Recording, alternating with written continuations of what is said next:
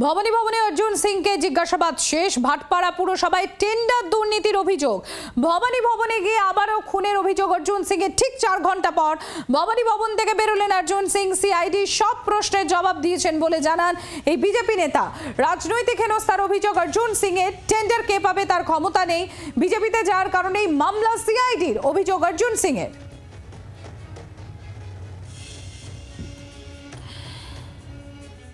জলের রংটাও চেঞ্জ ছিল, ওটা কি না? আমি জলটাই খাই। আমি আগেও বলেছিলাম এখানে একটা চক্রান্ত চলছে দুজনকে এলিমিনেট করার জন্য, শুভেন্দু অধিকারী, অর্জুন সিংকে। নানা রকম গল্প আছে, সেন্ট্রাল ফোর্স আমাদেরকে ঘিরে রাখে, তার জন্য এরা পারে না। এই জন্যে যে কোনো কেমিক্যাল রাশিয়া থেকে আনিয়ে একটা বড় ঘটনা করানোর একটা চেষ্টা চলছে। সেই জন্য আমি প্রিকশনারি এটা আপনাদেরকে জানিয়ে গেছিলাম 6 মাসের মধ্যে যদি মাল্টি অর্গান ফেলিওরে আমি মরে যাই, তার মানে পুরোপুরি এই সরকার দায়ী। করতে পারে বলে এটা স্টেট এজেন্সি করবে, আর কে করবে? নেপথ্যে নিশ্চয়ই যারা স্টেটকে চালাচ্ছে তারা থাকবে, নেপথ্যে আর কে থাকবে? ভবানী ভবন থেকে বেরিয়ে মুখ্যমন্ত্রী মমতা বন্দ্যোপাধ্যায়কেও নিশানা অর্জুন সিংয়ের। কি বলেছেন এই বিজেপি নেতা শোনাবো আপনাদের। অর্জুন সিংকে কমিশনের দরকার পড়ে না। টেন্ডার, এই টেন্ডারে যে কোনো কোম্পানি কাজ নিতে পারে, যে কোনো কোম্পানি কাজ পেতে পারে।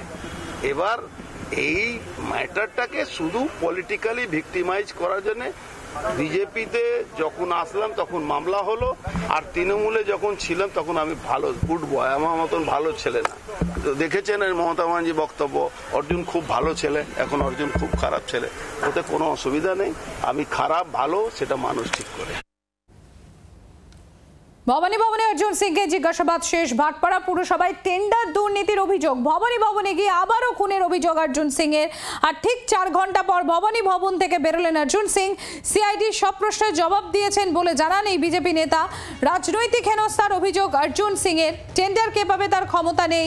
বিজেপিতে যাওয়ার কারণেই মামলা সিআইডির, এমনই অভিযোগ অর্জুন সিংয়ের।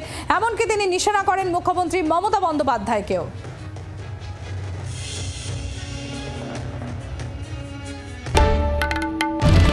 বাংলার আওয়াজ, বাঙালির আবেগ, জি 24 ঘন্টা।